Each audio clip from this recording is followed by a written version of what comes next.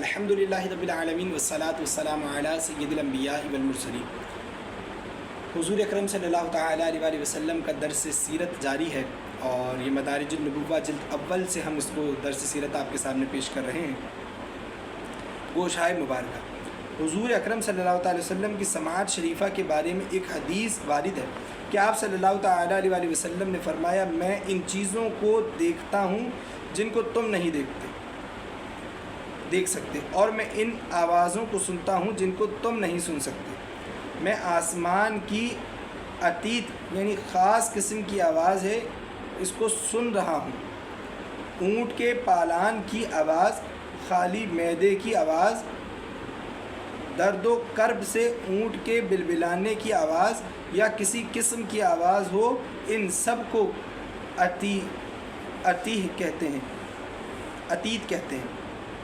آپ صلی اللہ تعالی وسلم نے فرمایا، آسمان کو بھی لائق ہے کہ آواز نکالے، کیونکہ آسمان میں ایک بالش یعنی ایک روایت میں ہے کہ 4 انگل کی جگہ بھی ایسی نہیں ہے جہاں کسی فرشتے نے سجدہ نہ کیا ہو۔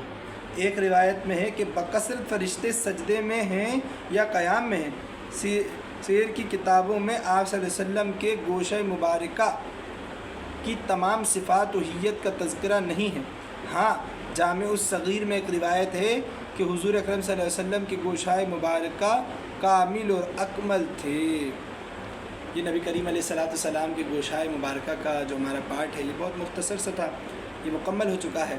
اللہ تبارک و تعالی ہمیں برکت عطا فرمائے۔ اسی پارٹ کے اندر ہم جبین مبارکہ، حضور اکرم صلی اللہ تعالی وسلم کی جبین مبارکہ کی تعریف توصیف میں سیدنا علی المرتضیٰ رضی اللہ تعالی عنہ فرماتے ہیں کہ وَعَدِيحُ الْجَبِيَّيْن، جبین کشادہ پیشانی تھی، پیشانی کو جبین کہتے ہیں۔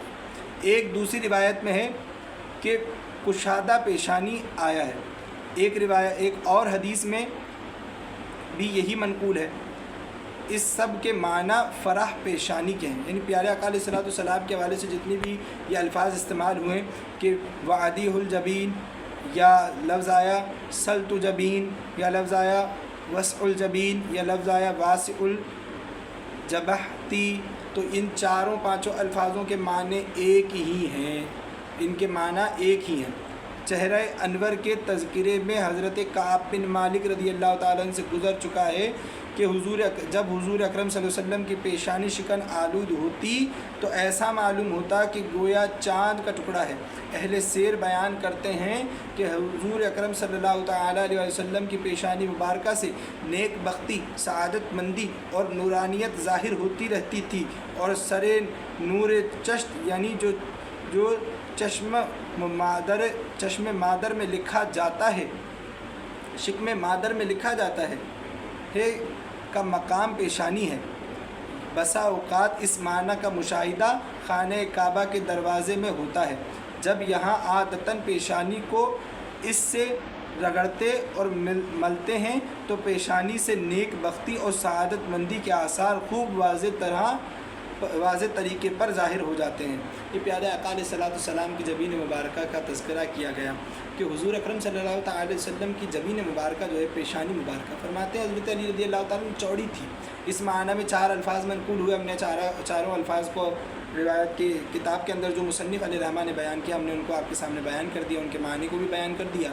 جو روایت حضرت کعب بن مالک رضی اللہ تعالیٰ عنہ سے مروی ہوئی ہے وہ بھی ہم نے آپ کے سامنے بیان کی کہ حضرت کعب بن مالک فرماتے ہیں کہ حضور اکرم صلی اللہ تعالی وسلم کی پیشانی مبارکہ جب آقا علیہ السلام پر کوئی پریشانی، کوئی درد، کوئی کرب کی کیفیت آتی، کوئی معاملے کی کیفیت آتی، حضور اکرم صلی اللہ، بعض روایت کے اندر ہے کہ حضور اکرم صلی اللہ علیہ وسلم پر جب وحی نازل ہوتی تو اس وقت بھی آقا علیہ السلام کی پیشانی مبارکہ پر بل پڑ جایا کرتے، اور ان بلوں کو چاند کے ٹکڑے کی مثل کہا جا رہا ہے۔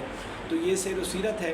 اللہ تبارک و تعالیٰ سے دعا ہے کہ حضور کی سیرت کو جاننے، اس کو سمجھنے، پڑھنے کی توفیق عطا فرمائے اور اس پر عمل پیرا ہونے کی توفیق عطا فرمائے۔ وآخر دعوانا الحمدللہ رب العالمین۔ آپ تمام معزز سامعین سے گزارش ہے کہ یہ مختصر سے کلپ ہیں، ان کو ضرور سنیں اور ان سے فائدہ حاصل کریں، اور دوسروں کو بھی ضرور شیئر کریں کہ یہ سیرت مصطفیٰ کی تشہیر ہے۔ آج جتنی بھی معاملات ہو رہے ہیں، جو بھی خباثات پھیلی ہوئی ہیں، جو بھی معاملات پھیلے ہوئے ہیں، لوگ بہرہ روی کا شکار ہو رہے ہیں۔ وجہ کیا ہے؟ ہم نے سیرت مصطفیٰ کو چھوڑ دیا۔ درس مصطفیٰ کو چھوڑ دیا. حضور اکرم صلی اللہ علیہ وسلم کی سنت و سیرت کو چھوڑ دیں گے تو معاملہ حالات یوں ہی بگڑتے جائیں گے. حضور اکرم صلی اللہ علیہ وسلم کی سیر و سیرت کو اپنائیں اور اس کو عام کریں. اللہ تبارک و تعالی ہمارا حامی و ناصر مددگار ہو. آمین آمین آمین.